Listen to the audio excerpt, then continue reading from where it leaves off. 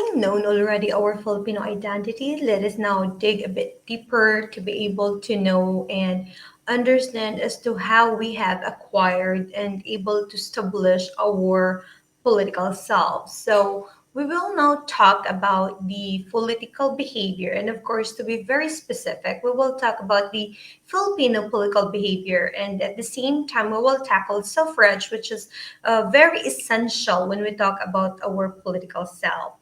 So, first things first, let us now talk about what political behavior is. So, the term actually refers to any form of individual or even collective involvement in the political process or any activity which has political consequences in relation to government and policy. So, this broad definition embraces both the legitimate forms of political participation, such as voting in elections, activism in interest groups, and even social movements, and also and illegitimate political activities, including the codita, terrorism, and even revolutions or rebellions. So, while formal participation aims at containing social conflict with the extant political system so that the political order remains stable, dissent which cannot be channeled via existing political structures is likely and not only to pursue changes in policy but also to challenge the political order itself. So, the study of political behavior actually embraces the study of inactivity and apathy as well as the analysis of the political ideologies and values and attitudes as the basis of the participation and non-participation in the political sphere. Now, let us talk about the Filipino political behavior. Actually, politics involves the production, allocation, and use of, decision making powers among the large groups of individuals. So, in stable and strong states, political activities usually refer to the power of the state to govern. In unstable and weak states, politics encompasses social power issues within and outside the boundaries of the legitimate state. So, for Filipino political behavior, it is actually based on the Filipino political culture, which is systematically related set of mental and concrete constructions. It includes, but it is not limited though, to beliefs, feelings, and group accepted practices, languages, and paraphernalia that are shared by large groups of Filipinos as they produce, allocate, and use political powers within, outside, and in an interaction with the state. So, um, in the exercise of our political self or as we embrace our political self, we will now then talk about suffrage, which is the right to vote. So according to the 1987 constitution, most particularly article 5 section 1, it actually talks about suffrage. And so, Section 1 states that suffrage may be exercised by all citizens of the Philippines not otherwise disqualified by the law who are at least 18 years of age and who shall have resided in the Philippines for at least 1 year. Um, and in the place wherein they propose to vote for at least 6 months immediately preceding the election. And there is no literacy, no property, or other substantive requirement shall be imposed on the exercise of suffrage. What is only needed is that for you to be able to vote, then you have to undergo the voter registration. So, voter registration in the Philippines is the process of filing an application to have a voter's record at the Commission on Election in a very specific date, and also the designated places rather, which is set by the COMELEC. Now, any Filipino citizen who is at least 18 years of age and of course a resident of the Philippines for at least 1 year, and again in the place where they intend to vote at least 6 months preceding the election, can file an application for registration. There are two types of voter registration, one which is the computerized voters list and or the electronic process, and the other one is the voters registration record, which is done manually. Okay, now who are allowed or who are qualified to register as voters? So what are the qualifications for registration? You may register in the country if you have complied with the following requirements. First, you must be a citizen of the Republic of the Philippines.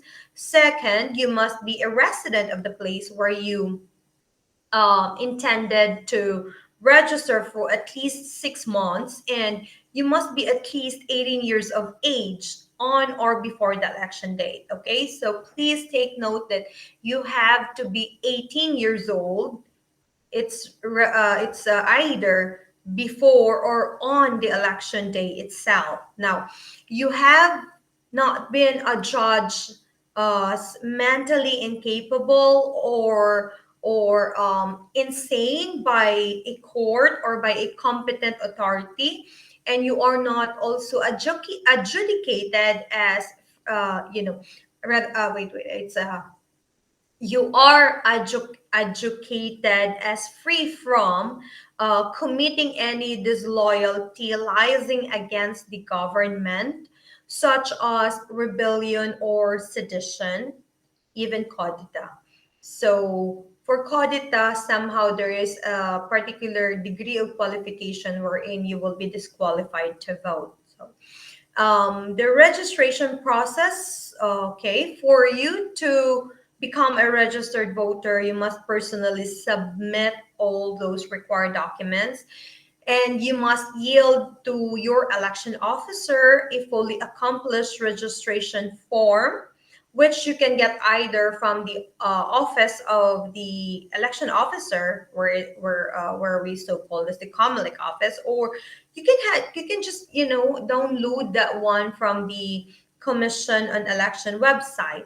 Along with your form, you must also present a photocopy of any valid ID, which is inclusive of your photo and your autograph and home address as well. Now, none of the three qualifications must be deficient for you to be able to register. Now, please take note also that you have to wait until your documents are verified by the assigned election officer. Now, after all your documents are authenticated, you can proceed to the next step, which is the taking of your biometrics, which includes also your signature, your thumb mark, and again, your picture. And the last step is that for you to get your acknowledgement receipt, in which you will use to present upon getting your voter's ID. Now, please take note that it may take for at least 1 to 3 years just for you to get your voter's ID only in the Philippines. Okay, now the registration process can be done every Monday to Friday, of course, during office hours from 8 o'clock in the morning to 5 o'clock in the afternoon. So you just go to our Comlink offices for you to be able to register, because you guys must exercise your right to vote.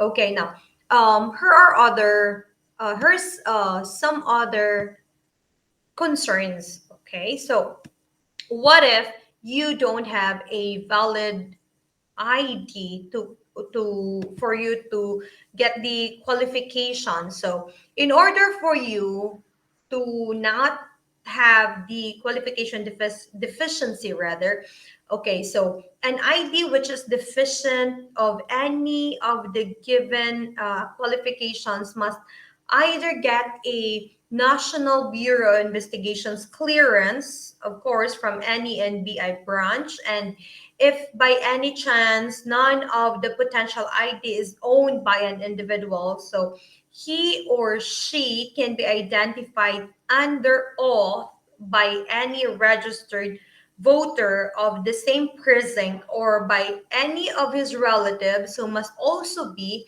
an authorized registered voter in that particular precinct as well.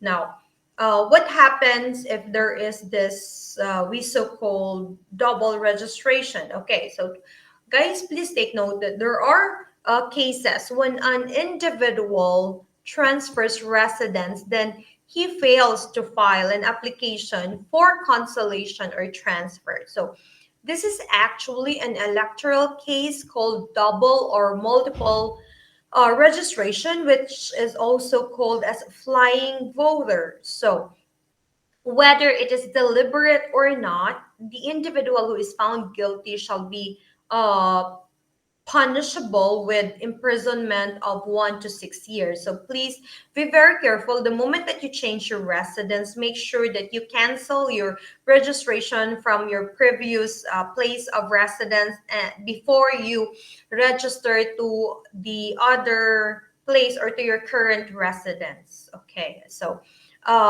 when we talk about naturalized citizens, if you're going to ask, are they allowed to vote? Yes, naturalized Filipino citizens may vote during elections. However, there are several positions in the government that they cannot hold since they are not natural born citizens. Okay, how about the overseas Filipinos, people living abroad? So we have the Overseas Absentee Voting Act, or also known as Republic Act 9189, which states that all Filipinos living abroad who are not disqualified by our law and who are at least 18 years old by the time of the election will be entitled to vote, and the eligible individuals are required to file their applications personally at the Philippine Embassy or the consulate, which is the nearest to their region, and they are also required to be holders of a valid Philippine passport with an accomplished uh, overseas absentee voting registration form from the Commission on Elections Office. So, for seafarers, a photocopy of their seaman's book is required, and lastly, if the individual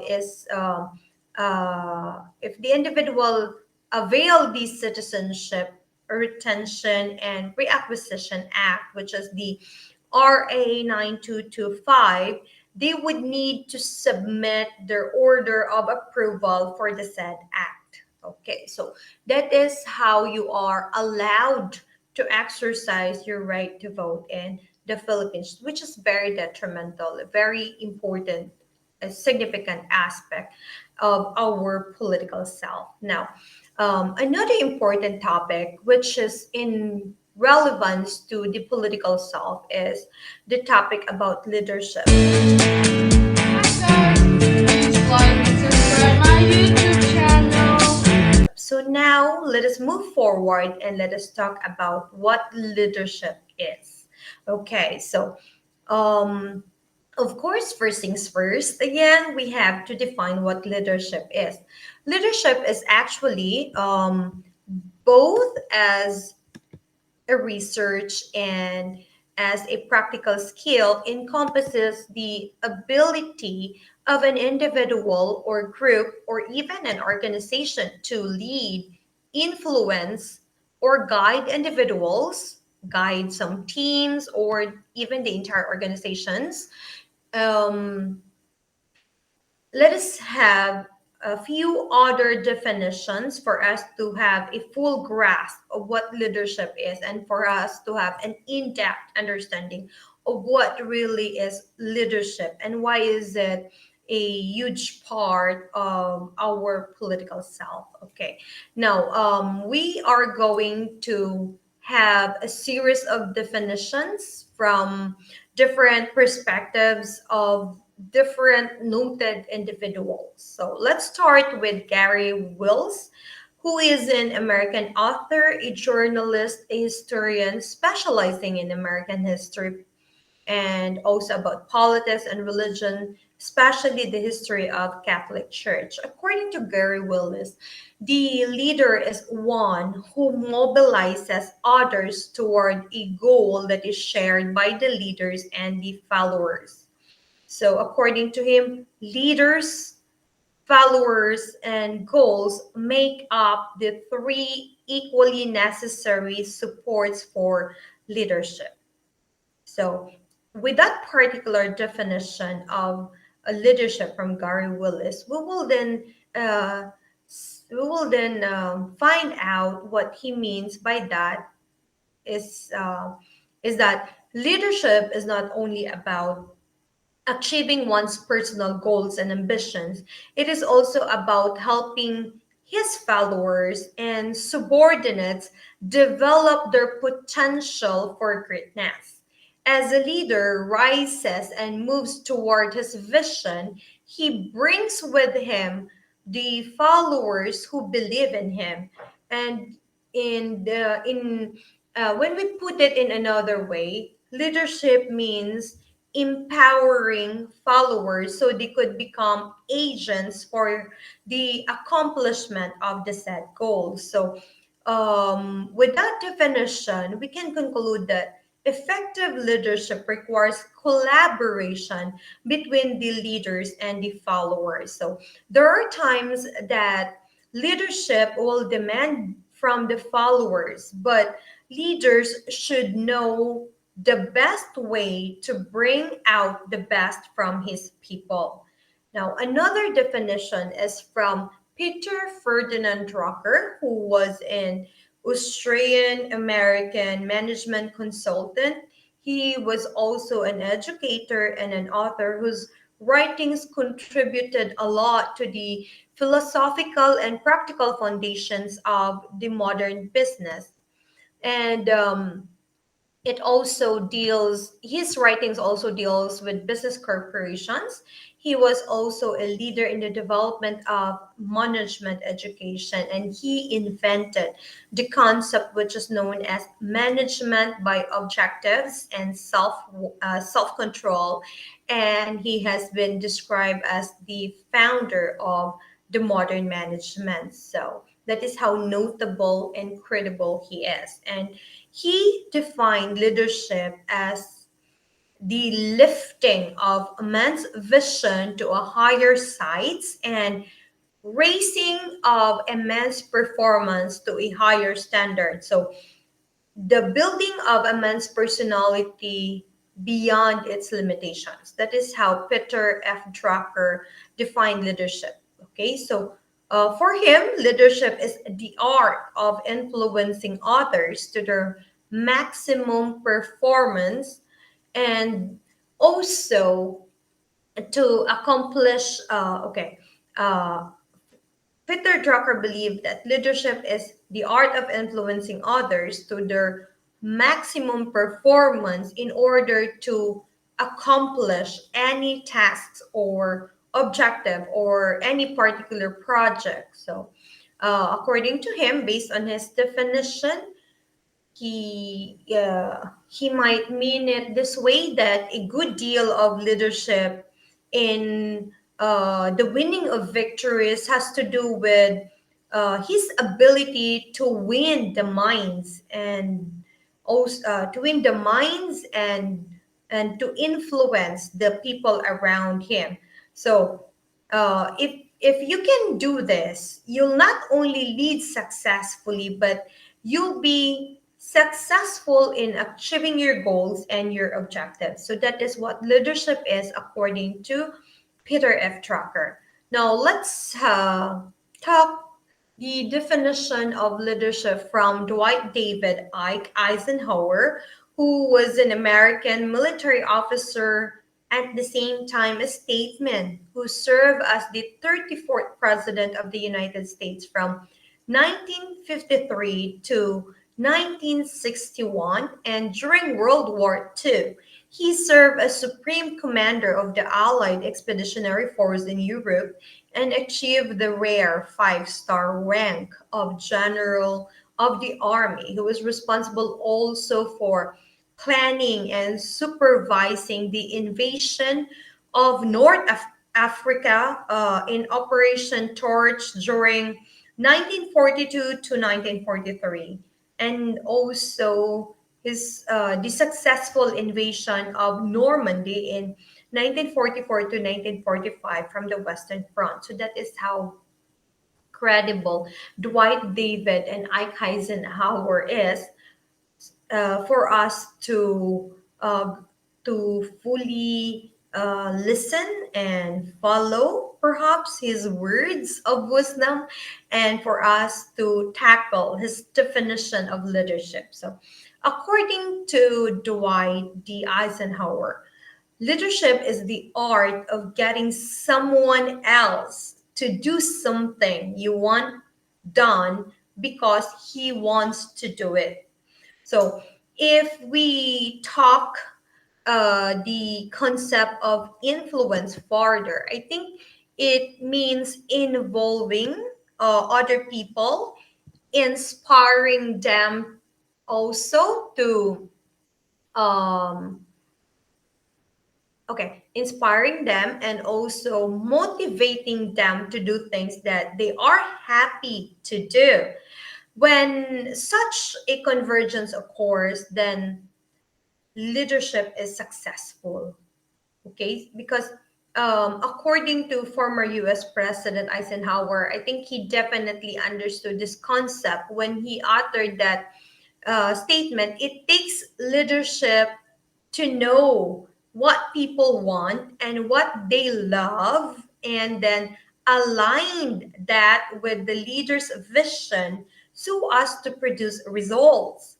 It has also been said that leaders can find 10 individuals who could do the work with him.